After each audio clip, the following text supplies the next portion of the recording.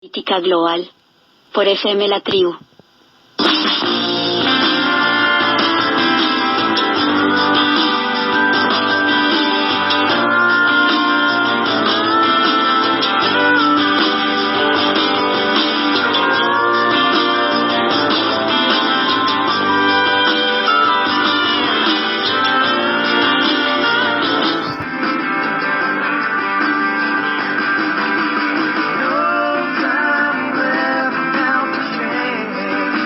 Temazo de los Black Crowes para comenzar esto que es el último programa de política global del verano.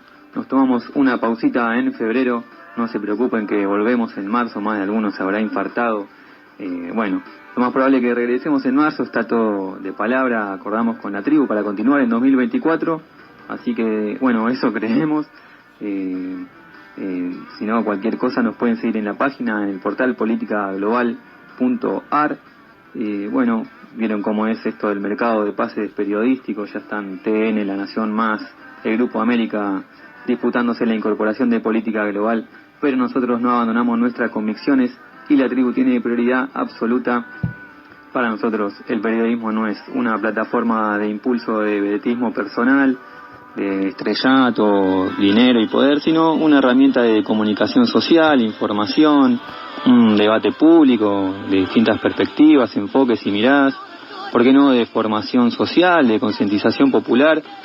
Y bueno, en eso estamos, por eso nos sentimos muy cómodos en un medio alternativo, comunitario, como es Radio La Tribu, así que esperamos continuar en marzo. Si no, bueno, nos pueden leer en politicaglobal.ar, allí tenemos el portal con toda la información de la actualidad internacional. Respecto de este tema, esta semana hubo una noticia importante que nuevamente proviene de Medio Oriente, el conflicto entre Israel y Palestina. Probablemente hayan escuchado, la Corte Internacional de Justicia falló a favor de Sudáfrica. Sudáfrica había realizado una acusación, una denuncia contra el Estado de Israel en el marco de la Corte Internacional de Justicia, en virtud de la Convención sobre el Genocidio, invocando que Israel ha cometido, está cometiendo y corre el riesgo de seguir cometiendo actos genocidas contra el pueblo palestino en Gaza. La Corte Internacional de Justicia dio lugar a esta denuncia, falló a favor de la acusación de Sudáfrica, por lo cual, recibió un golpe Israel de esta entidad jurídica de la ONU. Recordemos, la Corte Internacional de Justicia es el principal órgano judicial de las Naciones Unidas y sus sentencias, por lo tanto, son jurídicamente vinculantes para todos los Estados miembros de la ONU. Bueno, sin embargo, carece de herramientas para que se apliquen estas medidas que adopta. Bueno, de hecho, justamente Rusia también tuvo una instancia en este organismo para frenar su ataque a Ucrania y prosiguió, no le dio entidad, siguió en curso con su ataque en Ucrania, porque justamente esta entidad, si bien es la entidad encargada de resolver disputas legales entre estados en el marco de la ONU, no tiene herramientas propias para hacer cumplir las medidas que toma. Pero bueno, una noticia importante, es distinto la Corte Internacional de Justicia del Tribunal Penal Internacional, no confundir. La Corte Internacional de Justicia no juzga a individuos por crímenes, sino que resuelve disputas entre estados. Para lo otro está así el Tribunal Penal Internacional, que es un tribunal penal permanente establecido para juzgar a individuos por crímenes graves de alcance internacional como genocidio, crímenes de lesa humanidad, crímenes de guerra y el crimen de agresión. Acá, por ejemplo, se podría denunciar a Netanyahu si alguien lo hiciera ante este Tribunal Penal Internacional, pero la Corte Internacional de Justicia, que es la que falló a favor de Sudáfrica en contra de Israel, es para disputas entre estados. Bueno, una noticia importante que llegó allí. La denuncia de Sudáfrica establecía que Israel está lanzando bombas sobre Gaza, bombas no guiadas, bombas estúpidas se las denomina, porque justamente no tienen un blanco específico, sino que pueden provocar desastres y daños colaterales, como ha sucedido, bombas pesadas de hasta 900 kilogramos, cuyo radio de acción mortal es de hasta 360 metros, artefactos que causan heridas y daños graves hasta 800 metros del punto de impacto. Bueno, esta es la denuncia que realizó Sudáfrica y que finalmente obtuvo un fallo a favor por parte de la Corte Internacional de Justicia. Vamos a ver si se cumple, si nos guiamos por la experiencia histórica y los hechos. Seguramente, como ya adelantó Netanyahu, Israel va a hacer caso omiso, como hizo lo propio Rusia. y va a proseguir con la masacre, el genocidio que está llevando a cabo allí en Gaza. En total ya han muerto más de 26.000 personas, palestinos, en su gran mayoría niños, mujeres. Al menos casi 8.000 niños han muerto desde que comenzó este conflicto, que nuevamente volvió a ser armado. Desde hace ya 80 años que viene este conflicto entre Israel y Palestina, pero tiene algunos impases, algunos periodos donde no hay conflicto armado. Desde el 7 de octubre se agravó este conflicto y volvieron a tomar las armas Israel contra Palestina a raíz de un ataque que hubo por parte de Hamás en esa fecha.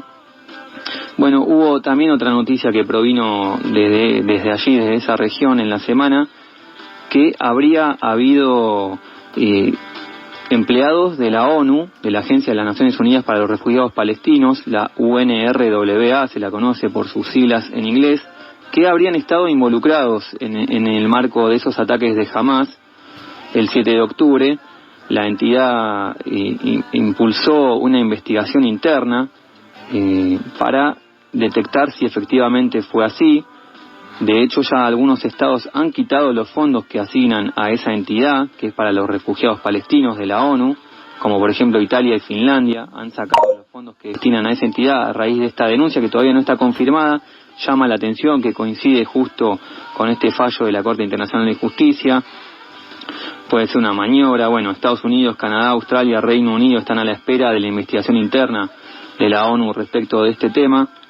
Pero otro genocidio en curso, nosotros mencionamos varios acá a lo largo del programa, que no se le da tanto lugar en los medios y que ha recrudecido nuevamente, es el que está llevando a cabo el Estado de Turquía, también Estado terrorista y genocida, contra los kurdos en el norte de Siria, en Rojava.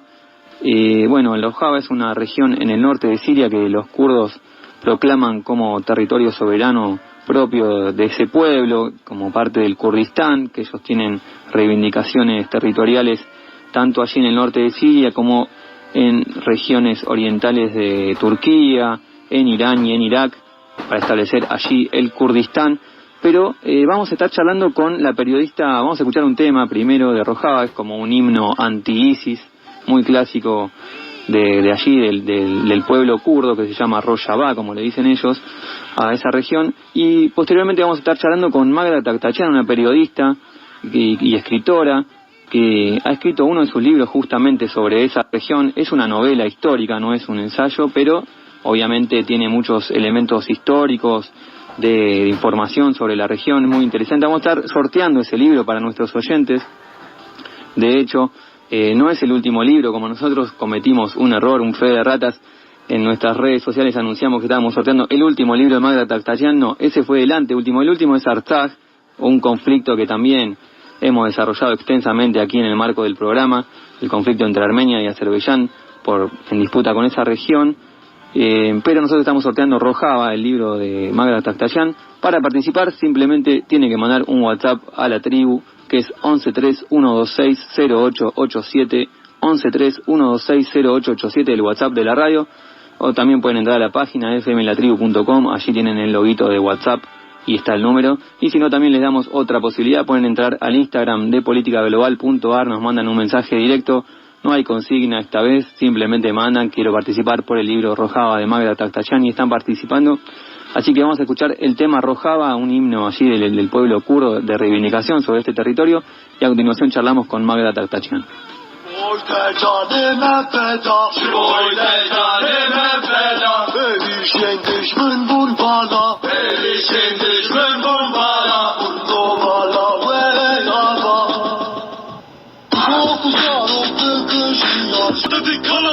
Komm Bruder, jetzt aber eine Hand, eine Waffe, 161. Zerreißt die Stille, denn es werden Freunde erschossen, Familien von Genossen, gefoltert, erschossen. Ich stehe hinter der JPG und der Stapel mir droht. Kopf mit Repression, doch was tut mich das schon? Straight aus der Hut in den Kanton, lauf ich jetzt synchron. Führe Frauenrevolution und gegen die Invasion, tja.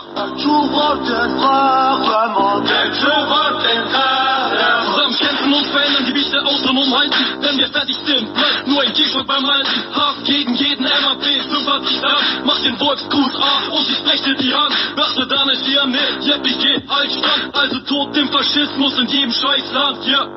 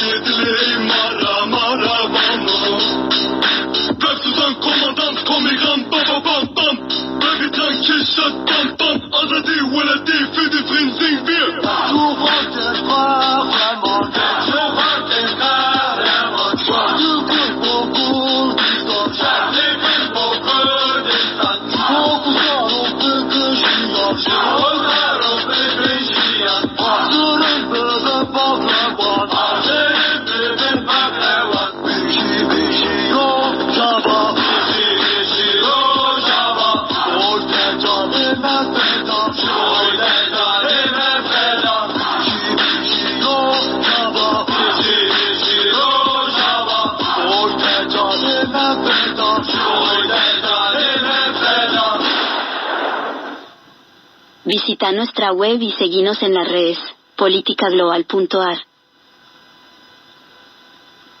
Bueno, ahí escuchábamos el tema Rojava desde allí, desde esa región en el norte de Siria, que los kurdos reclaman como propio.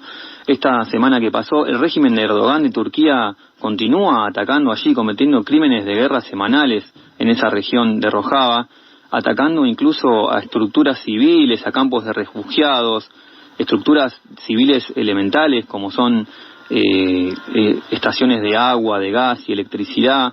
El objetivo es sembrar el terror, el pánico entre la población kurda civil para que huyan y consumar una limpieza étnica en esa región, algo similar a lo que hizo Azerbaiyán, consumar una limpieza étnica en esa región, algo similar a lo que hizo Azerbaiyán en la región de Artsaj. Y justamente vinculado a estos temas que están tan vinculados entre sí, tenemos en línea, como les comentaba, la periodista y escritora Magda Takhtachian, que ha escrito varias novelas históricas, se ha desarrollado su carrera literaria en ese perfil que está muy en boga y que es, la verdad, es muy útil porque uno termina leyendo una historia atractiva, pero también informándose sobre la historia, sobre pueblos oprimidos o juzgados.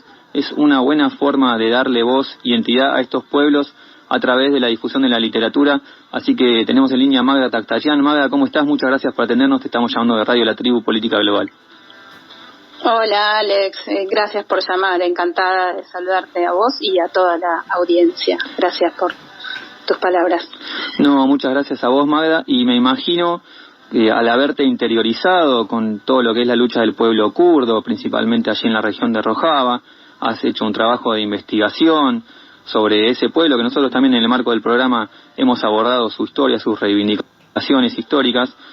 ¿Cómo te cayó esta noticia del agravamiento de los bombardeos turcos allí?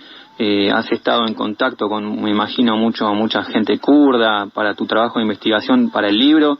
¿Qué nos podés contar sobre Rojava, sobre el trabajo que has hecho de investigación para sí, los oyentes que por ahí no saben bien qué es Rojava, dónde queda, qué son los kurdos? Sí, te cuento rápido qué es Rojava y cómo funciona, y te cuento la actualización ahora. Y sí, yo estoy en contacto con periodistas kurdos que los conocí investigando para escribir esta novela, Rojava, que forma una trilogía: Alma Armenia, Rojava y Artsaj. Son novelas, a mí me gusta llamarlas geopolítico contemporáneas, y geopolítica con romance, que es un poco lo que describías recién, ¿no? Que leyendo una novela y una historia de amor, porque también tienen amor, pasión, guerra y geopolítica, uno se puede enterar de estas luchas que no son visibilizadas. el asedio contra el pueblo kurdo. El pueblo kurdo es una nación sin Estado. Son 40 millones de kurdos en el mundo. Están repartidos entre Turquía, Irak, Irán y norte de Siria. Esas regiones tienen diferentes nombres.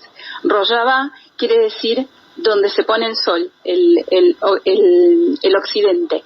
Y esa es la denominación de esta administración autónoma en el noreste de Siria, donde se formó esta región que se llama Rojava. Es un nombre kurdo que quiere decir poniente, como te decía recién.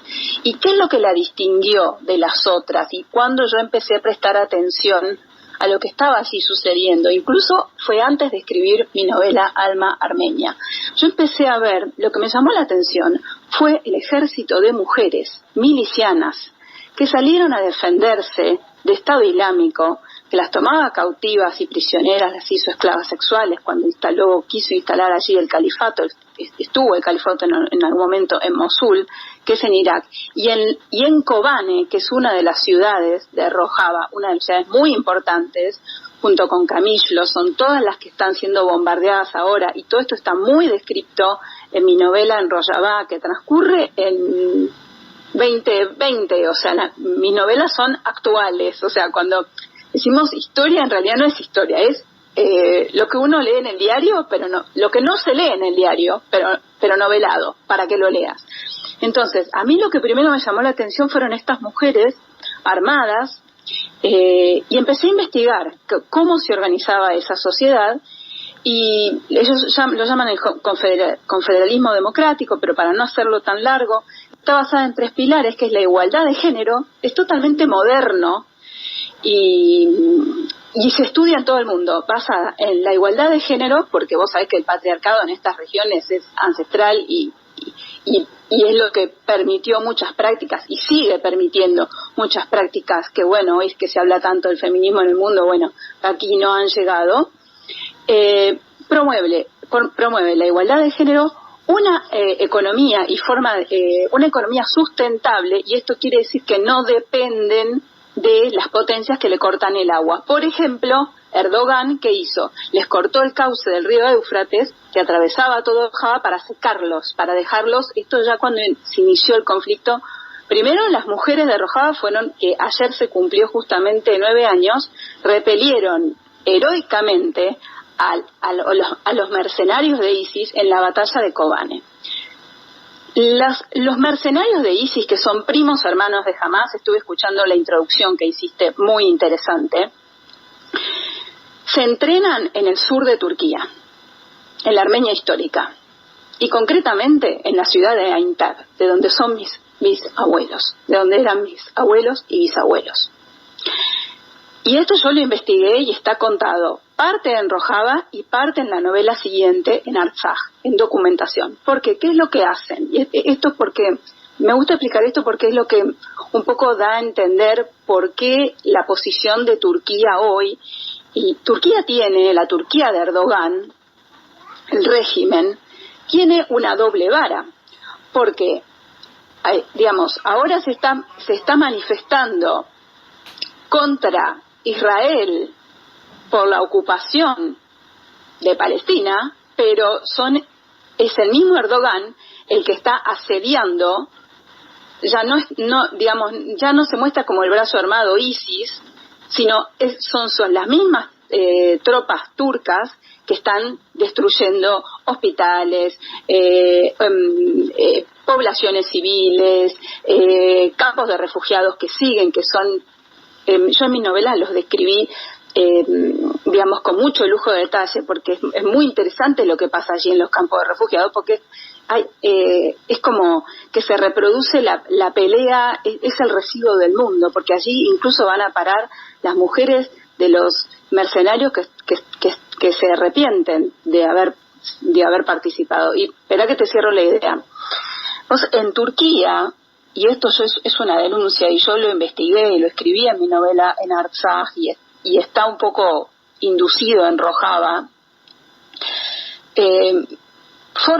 lo que ofrecen es una contraprestación a estos mercenarios, los curan en los hospitales de Aintab, y si mueren les ofrecen la nacionalidad turca y una suma de dinero en dólares que como si te dijera $20.000, $30.000 para la familia. Y con eso los toman como mano de obra. Así, ¿y por qué me pareció interesante contarlo de Rojava? Porque durante el genocidio del pueblo armenio en 1915, primer genocidio del siglo XX, los kurdos, el pueblo kurdo, fue tomado también como la primera línea de frente, los que mataron a los armenios y los que morían, obviamente. En el asedio de Azerbaiyán a Artsaj, los que iban adelante no eran los azeríes, eran los mercenarios. De hecho, todas las prácticas de aniquilamiento, de fusilamiento, de tortura hacia las mujeres, hacia los varones, las decapitaciones, no voy a entrar en detalles que son terribles, las mutilaciones, son todas las prácticas de los mercenarios de Estado Islámico. Jamás es un desprendimiento eso es otro tema bastante complejo de explicar. Jamás, Al-Qaeda, ISIS. Y toda esta gente, digamos, tiene túneles que por todo el área de Siria, que iban desde el sur de Siria hasta Turquía. Entonces, ¿por qué hablo de la doble vara? Porque Erdogan, ahora que tiene primero salió cuando ocurrieron los ataques de Israel, de Hamás sobre Israel, salió a condenar, y ahora en realidad se declaró enemigo de Israel y dice que Hamás no es una organización terrorista. Y por supuesto vamos a aclarar que no todos los palestinos son Hamás, que Palestina tiene todo el derecho, como lo dijiste recién y como lo nombró la Corte Internacional de Justicia, de tener su Estado. Pasó lo mismo con el caso de Artsaj, donde también hubo un fallo vinculante del 22 de febrero del 2023 y nadie le hizo caso. 2020, bueno, por ahí se me están mezclando los años. Sí. Y nadie le hizo caso. Y después lo volvieron a reafirmar el 6 de julio, y como vos bien dijiste, es el organismo principal de la ONU, y nadie le hizo caso a ese fallo vinculante que decía que tenían que dejar despejado el corredor de Lachin. Estoy uniendo un poco estos dos temas porque tienen relación. ¿Y cuál es el denominador común? Que son luchas que no están visibilizadas y que en realidad mucha gente, con esto no quiero ser peyorativa ni faltarle respeto a nadie, pero yo creo que y yo no soy especializada o digamos, lo que yo lo aprendí porque soy periodista y porque me gusta investigar las historias e ir a fondo. Y nunca hay que quedarse con una lectura superficial que hacen algunos medios, ¿no? Siempre hay que ir como al fondo de esta cuestión. ¿Y qué probó? Con todos estos años de lucha y resistencia del pueblo kurdo, que la lideraron las mujeres, insisto, después se sumaron los hombres y luchan juntos. Eso me parece algo muy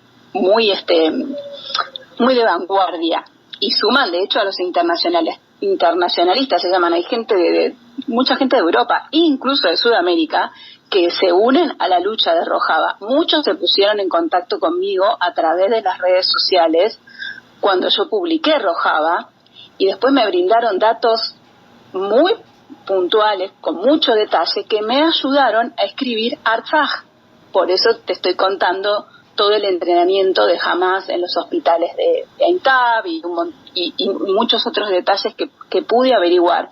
Gracias a los kurdos, Alex, que sabés que se comunicaban conmigo, y nosotros como armenios, me decían, cuando vieron publicada Rojava, me decían gracias y perdón. Esto es súper importante, porque ellos reconocieron lo que le hicieron al pueblo armenio. Y ahora tenemos un enemigo común. Está bien que es verdad que hay muchos kurdos que ayudaron a los armenios, como hubo turcos que ayudaron a los armenios. Cuando yo hablo de Turquía, me estoy refiriendo siempre al Estado, al régimen. No me estoy refiriendo al pueblo. Por eso tenemos también a los autores como Orhan Pamuk, premio Nobel, Elif Shafak, que han escrito y han defendido y han visibilizado las causas, entre ellas la del pueblo armenio, y bueno, muchos, ellos no.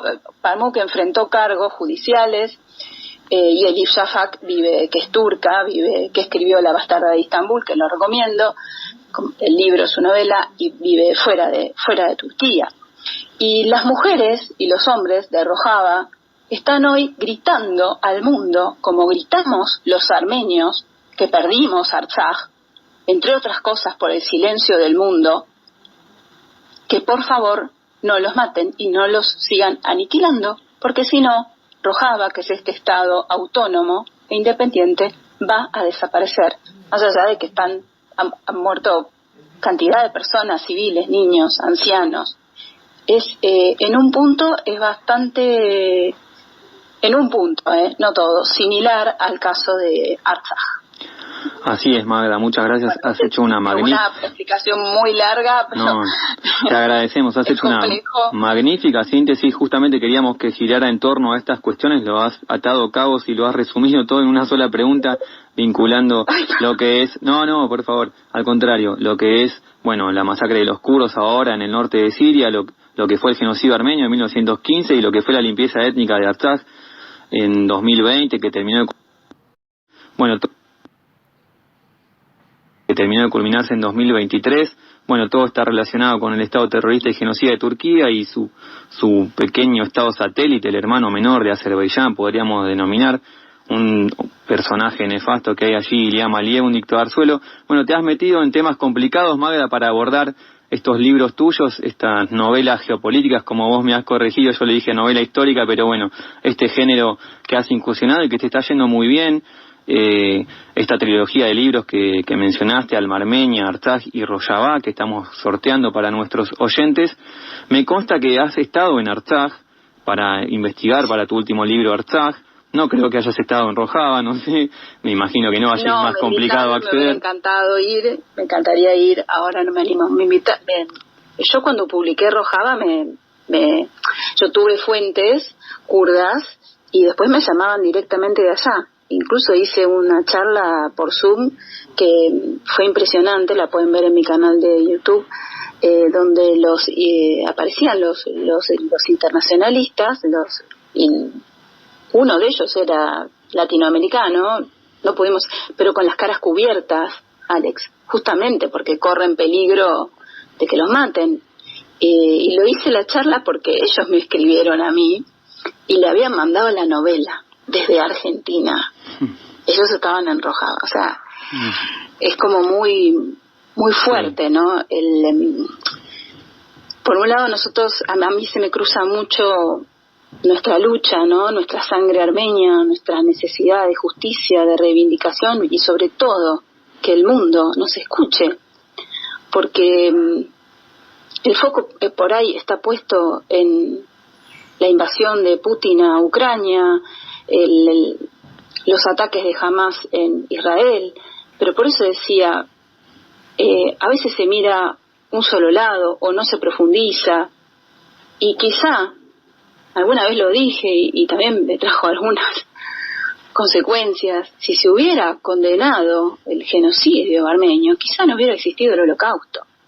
Y si se hubiera, y me animo a más, si se hubiera visibilizado el ataque de Azerbaiyán en la guerra de los 44 días en 2020, con su aliado, como bien dijiste, Erdogan, a Artsaj, quizá no hubiera ocurrido luego el bloqueo que trajo la caída de Artsaj. Y fíjate que cuando cayó Artsaj, al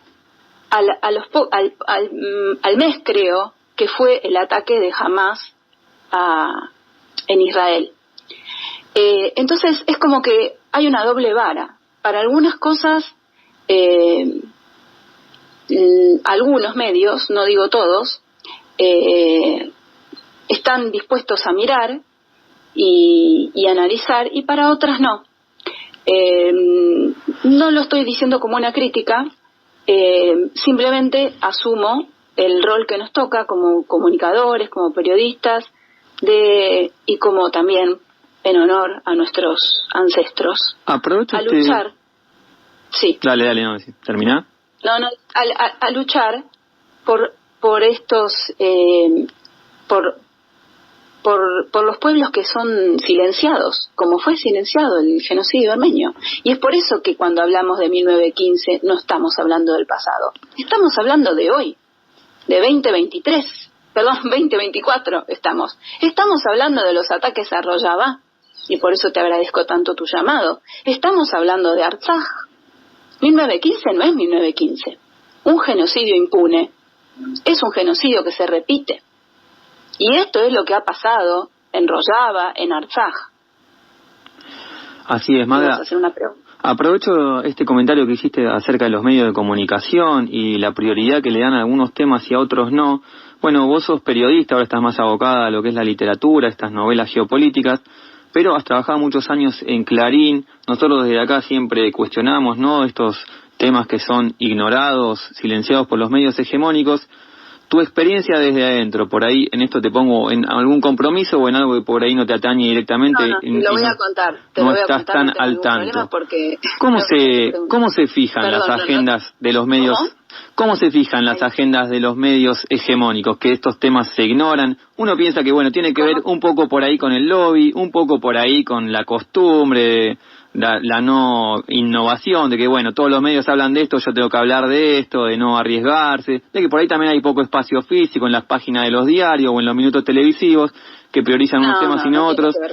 ¿Cuál es es un poco de todo? ¿Cómo es el tema? Internet cambió. O sea, antes, cuando yo laburé 20 años en Clarín, 10 años antes en Editorial Atlántida, empecé a escribir en la máquina de escribir, tan vieja soy.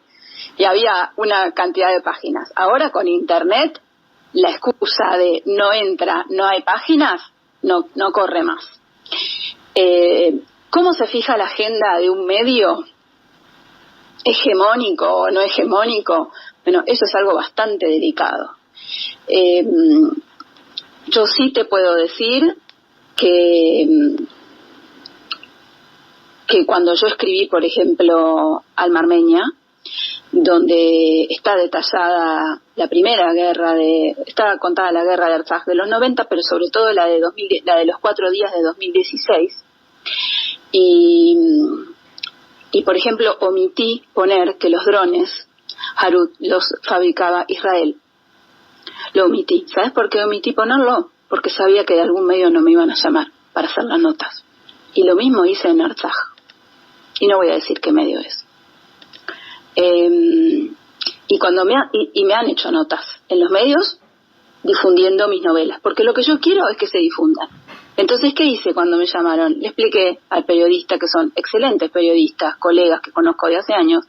A veces, como periodista lo sabes, tenemos un off the record. Conté toda la situación y le dije, ok, pero vos tenés que saber que Erdogan, el Estado de Israel, hace esto, fabrica los drones que mataron a los armenios en Artsaj, se los vende a Azerbaiyán, hay un negocio de armamento. Entonces, los medios tienen intereses. Si querés, ponelo o no lo pongas. En realidad sé que no te lo van a tachar pero yo quiero que vos lo sepas. Entonces, acá, cuando yo te hablaba antes de la lucha, la gente no es tonta. La gente lee. Además, si vos googleás, te aparece enseguida. Hoy, digamos, la maravilla, si querés, de las redes son algo muy poderoso. Se pueden usar para el mal, para el bien, porque viaja todo por ahí. Pero desde que yo empecé a escribir con la máquina de escribir y tenía que bajar al archivo y llenarme de pulgas en la Editorial Atlántida para buscar una nota, hoy desde la comodidad de tu casa haces clic y estás en Rojava, estás en Artsaj, estás en Armenia, estás en donde quieras estar. Y sí te voy a contar algo que me pasó en Clarín, lo voy a decir porque yo trabajé 20 años. Un día, y esto fue parte de lo que a mí me impulsó, parte, no todo, de un día para el otro a renunciar al diario y empezar a escribir geopolítica romántica, como digo yo inventé el género, porque propuse una nota por el 24 de abril, que es el día que los armenios conmemoramos. El genocidio además es el día, hay una ley nacional, el Día de Acción y Tolerancia de los Pueblos. Y me dijeron, no, 24 de abril, los armenios otra vez, siempre lo mismo, me dijeron. Y es como si yo te dijera, bueno, hagamos una nota sobre el aniversario de la voladura de Lamia, y el jefe me dijera, no, todos los años lo mismo. Y creo que esta anécdota pinta bastante bien. Así como hubo notas que salieron, porque, por ejemplo, la historia de mi abuela, de supervivencia, pero una historia de vida, no tanto, o sea, por supuesto que hay un tema político que subyace, pero bueno, los medios los medios hegemónicos donde a mí me han hecho notas, en general no se meten con la política, o si se meten con la política acuden a los periodistas que responden a ese medio. No sé si soy clara. Cuando me hacen notas a mí van hacia la parte de los hechos históricos o del relato. Ahora ya cuando te metes en la política, la geopolítica, los intereses, y bueno, a mí me ha pasado de tener una entrevista, y tampoco voy a decir para qué medio, pero sí un medio hegemónico, en la Feria del Libro este año, bueno, el 23, donde hablé y condené en vivo al régimen de Erdogan, y después cuando la republicaron, cortaron esa parte, por ejemplo. Bueno. La cortaron.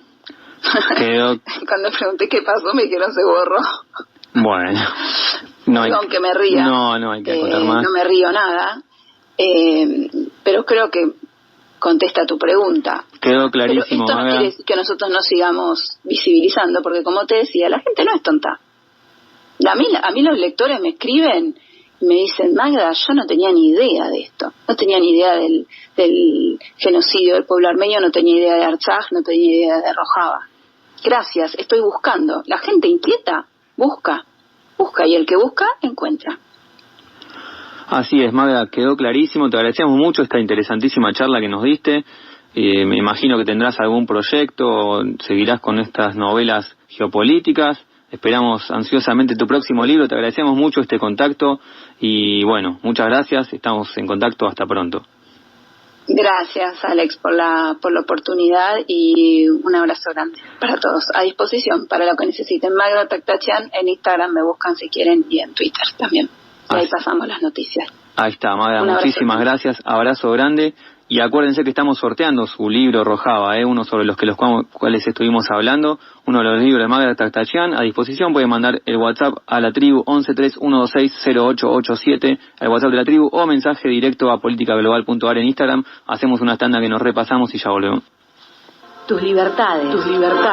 FM 88.7. Sentirse en ese lugar, hacer aparecer lo imposible. La tribu, el sonido del deseo. Encendida.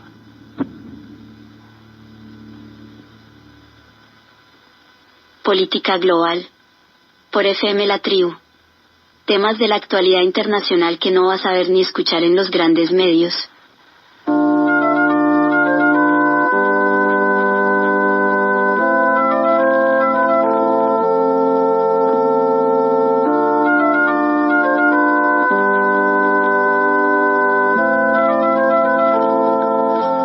Seguimos en Política Global, nuevo bloque, y ya estamos conectados con la República Oriental del Uruguay. Están allí nuestro compañero Valentino Micheli Sarkisian disfrutando de las costas uruguayas. ¿Cómo va eso, Valentino? ¿Cómo la está pasando? ¿Cómo va, Alex? ¿Todo bien? Bueno, muchas gracias por tenerme de vuelta como todos los sábados. La verdad, un placer. Yo pasándole a 10 puntos, así que nada, agradecido. Bueno, me imagino, sos la envidia acá de todos los que estamos en la tribu. Bueno, no somos muchos, estamos acá con Juaneco, sudando de calor. Bueno, ¿qué tal? ¿Cómo está allí las playas? Mucha gente, se siente la crisis de Milei, hay muchos argentinos, ¿cómo están los precios? Hacenos un panorama allí de las costas uruguayas. Y bueno, la verdad que sí, los precios la verdad que no son accesibles para nada, eso ya es bastante sabido en Uruguay. Aún así, bueno, la mayor parte de la gente que viene es de origen argentino, pero bueno, sí, bastante despoblado. lo estoy observando. Bueno, ¿pudiste conseguir la nota con Marcos Galperino, con Susana Jiménez, que te encomendamos de la producción? No, están muy demandados, la verdad. Muy demandados, bueno, nos perdemos. Bueno, bastante complicado. Bueno, entonces no va a quedar otra que escuchar tu columna.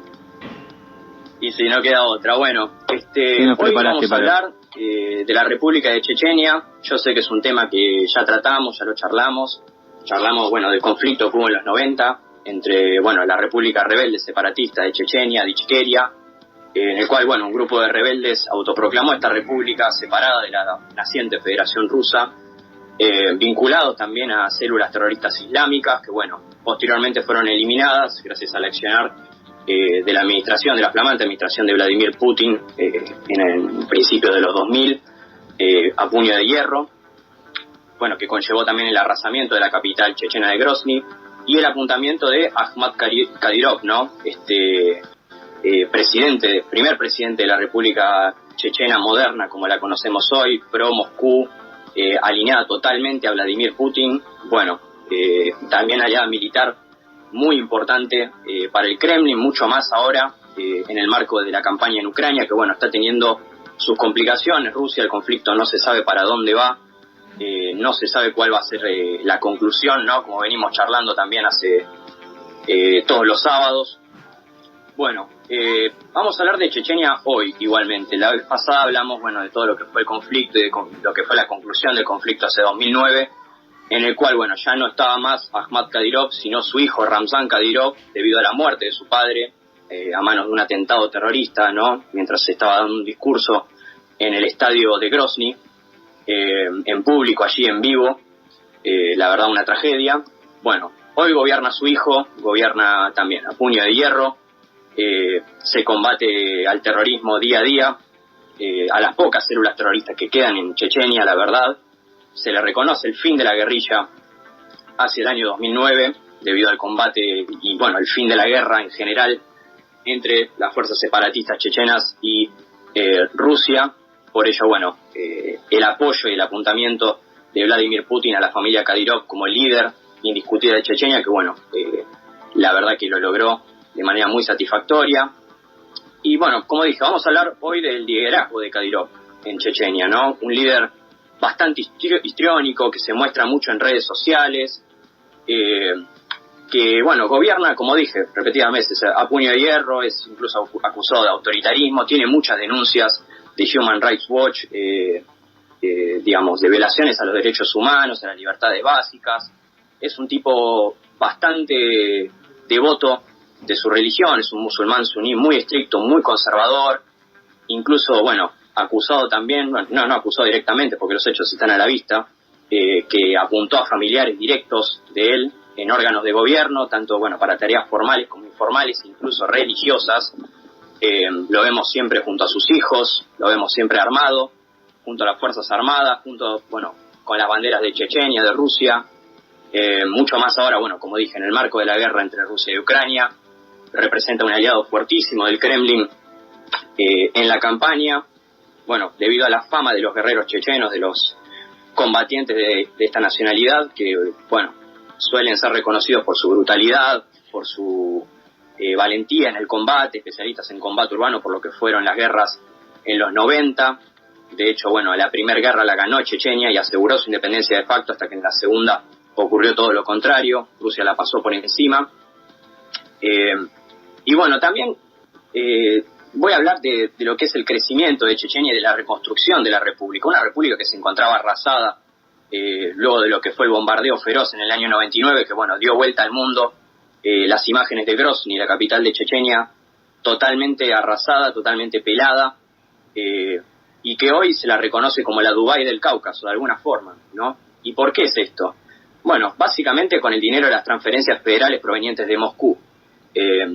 Acá, según un reporte de un partido opositor de Moscú, entre 2001 y 2014, Chechenia recibió 464 billones de rublos para la reconstrucción y, bueno, por transferencias federales en general, que, bueno, fueron gastadas justamente en esto. Y hoy, bueno, Grozny luce colores marfil en rascacielos, palacios, edificios religiosos y gubernamentales, además de un orden total tanto en lo social como en lo infraestructural, que también, bueno, va anclado a lo que dije recién. Kadyrov gobierna a puño de hierro, un liderazgo muy conservador, basado, bueno, en su figura, en el culto a la personalidad, no solo de él, sino de su padre, que ha quedado como un mártir, ¿no? Como una leyenda, como el padre de la patria moderna en Chechenia, ¿no?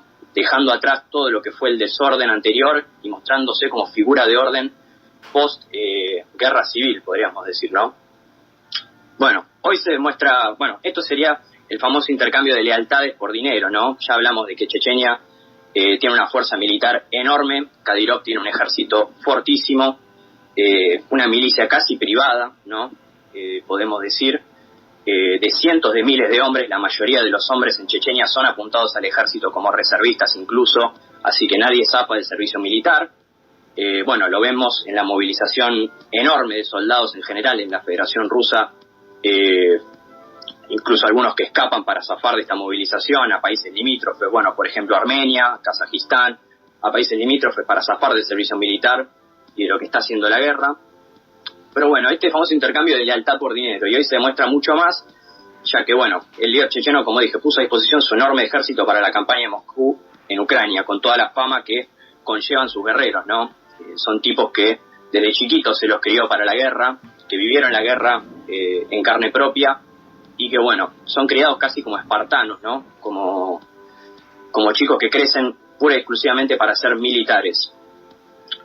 Bueno, las acciones más destacadas rusas en combate fueron, digamos, partícipes los soldados chechenos. Recordamos la ofensiva de Kiev, fueron soldados de primera línea, la fallida ofensiva de Kiev por parte de Moscú, gracias a la heroica resistencia también de Ucrania, que, bueno, el plan era derrocar a Zelensky en los primeros días de combate. No se llegó a tal objetivo por la resistencia, bueno, fracasando, ¿no? Porque, bueno, si bien son combatientes muy fieros, combatientes muy poderosos, muy entrenados, fallaron en lo que es la estrategia militar, ¿no? Pura y dura, ¿no? En la cual los soldados ucranianos fueron más inteligentes que las tropas chechenas y rusas en general, y bueno, pudieron vencer en aquella resistencia en los primeros días, que si no, se les hacía muy complicado, tanto a Ucrania como, bueno, al propio Zelensky, que era el objetivo de Rusia.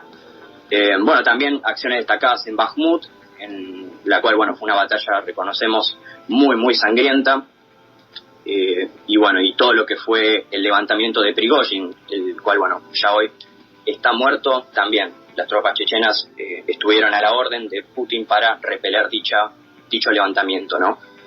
Y bueno, hoy igualmente, y este es el punto final, se rumorea por el estado de salud de Kadyrov, ¿no? Se muestra muy poco o menos de lo normal por redes sociales. Recordemos, bueno, es un personaje muy histriónico que se muestra en videos simulando combates, se muestra también con atletas de MMA, de boxeo chechenos, los cuales son muy reconocidos mundialmente, pero igualmente se está mostrando mucho menos de lo normal, con un estado no muy saludable. Se muestra muy hinchado, muy lento al hablar, y está mostrando mucho a sus hijos como protagonistas únicamente, y se cree que esto se debe a lo que será su sucesión, ¿no? O los planes para su sucesión, la cual no está clara en el nombre, pero sí en el apellido. Claramente será un Kadyrov, el sucesor de Ramzan. También seguramente la incógnita del resultado de la guerra en Ucrania, las sanciones a sus bienes. Recordemos que también él fue alcanzado por sus sanciones, no solo Putin y el grupo de oligarcas que lo rodea. La sobreexposición de su figura en lo que fueron estos años desde el inicio de la guerra, por todo lo que fueron las tropas chechenas y él como comandante en jefe, y la insistencia de apoyo político-militar del Kremlin a la campaña como nunca antes se le había pedido, le están pasando mucha factura al líder. Así que bueno, por lo pronto estemos atentos a los acontecimientos de esta pequeña república, que significa al mismo tiempo una gran base de apoyo para el régimen de Putin, para la supervivencia del régimen. Así es, Valentino, muchísimas gracias, muy interesante tu columna, estaremos atentos. Gracias por llevarnos a esta lejana tierra de Chechenia, muy interesante como siempre. Gracias, Valentino, y bueno, te damos descanso en febrero, y si todo sale bien y no te quedás en Uruguay, nos vemos de regreso en marzo para continuar aquí en FM La Tribu con Política Global. Voy a estar en Buenos Aires de vuelta, y bueno, nos vemos en marzo seguramente, si Dios quiere. Así que nada, Alex, un placer como siempre estar acá, y nada, éxitos en todo. Muchas gracias, Valentino, gracias a vos. Seguimos en contacto.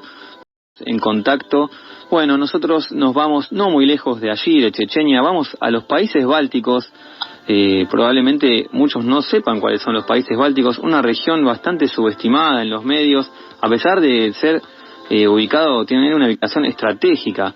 Estamos hablando de Estonia, Letonia y Lituania, 3 países pequeñitos allí en la frontera entre Europa del Norte, Europa Oriental, Europa Central, una región estratégica para el comercio entre todos esos subcontinentes, digamos, que son 3 pequeños estados que formaron parte de la Unión Soviética y que actualmente están en la OTAN y en la Unión Europea, y al igual que Ucrania, del cual son aliados obviamente, se fue formando posterior al periodo soviético una especie de halo antirruso y demás.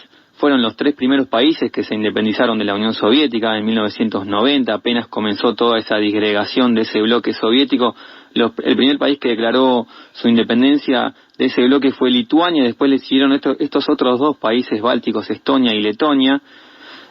Bueno, a partir de allí hubo como una relación áspera con Rusia, siempre la relación con Rusia, la gran potencia hegemónica de toda esa región, obviamente, es un tema importante en estos países bálticos que acaban de firmar un acuerdo para crear una línea de defensa común contra Rusia, justamente, y Bielorrusia, que es el gran aliado de Rusia en estos momentos, con el liderazgo de Lukashenko, porque claro, bueno, los 3 países forman parte de la Unión Europea y de la OTAN, y a raíz de este conflicto con Ucrania, obviamente temen un posible ataque de Rusia, y los ministros de defensa de los 3 países sellaron un documento, un acuerdo para establecer una defensa común en Riga, la capital de Letonia, bueno, en el cual suponen que la construcción de instalaciones defensivas antimovilidad fortalecerá sus fronteras, además de disuadir y bloquear cualquier posible agresión militar. Estos países bálticos en general son tomados como un bloque monolítico, pero cada pequeño país tiene su propia identidad, su fuerte impronta cultural, nacional. Si bien, bueno, Estonia por ahí es un poco distinto, étnicamente proviene de la raíz finouria, que es relacionada con el origen étnico de los finlandeses y los húngaros. Los letones y los lituanos ya son más similares, tienen origen étnico báltico, pero digamos cada país tiene su propia impronta. Bueno, la moneda en común es el euro porque forman parte de la Unión Europea, pero tienen obviamente cada país su propio idioma, el estonio en Estonia, el letón en Letonia y el lituano en Lituania, que tienen pequeñas diferencias. Obviamente a lo largo de los años fueron disputados, obviamente, estos 3 pequeños países por cada gran potencia de la época, Alemania, Polonia, Rusia, de esa región. Estonia, que es la región geográfica más grande de estos 3 países, que son los 3 pequeños igual, sin embargo es el menos densamente poblado porque tiene una amplia zona de bosques y una amplia zona forestal. Bueno, en fin, queríamos tocar este tema de estos 3 pequeños países bálticos. Nosotros llegamos a las 18, simplemente anunciar a la ganadora, gracias a todos por participar, por el libro de Magda Tartachán Rojava. Andrea de Caballito se lleva el libro, nos comunicamos por vía mensaje directo para anunciarte cómo retirarlo. Bueno, muchas gracias a todos, esto fue todo. Nosotros nos tomamos una pausa en febrero y seguramente en marzo nos reencontramos aquí en la tribu. Gracias, pasen un buen fin de semana, un buen febrero y nos estamos viendo.